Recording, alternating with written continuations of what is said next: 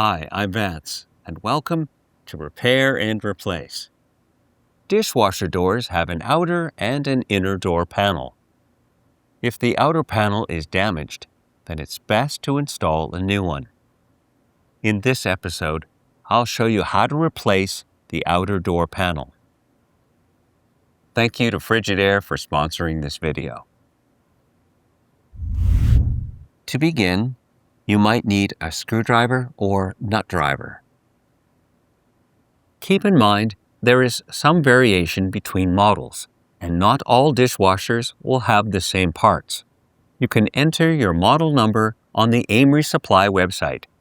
This will bring up a model breakdown with the exact replacement parts listed on the side.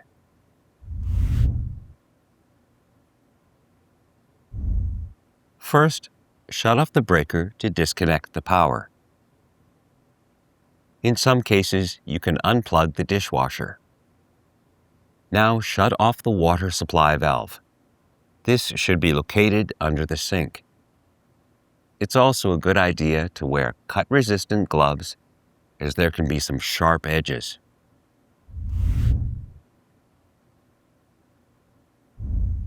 First, open the door.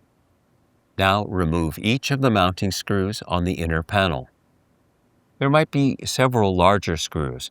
Remember where they go, as using the wrong screw in the wrong hole can damage the mount. Now remove the outer panel.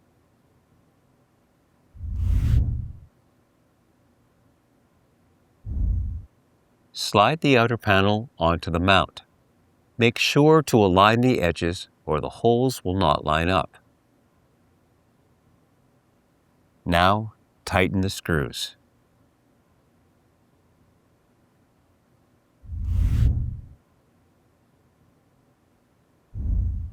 Turn on the water supply. Next, reconnect the power. If you found this episode helpful, then subscribe to our channel.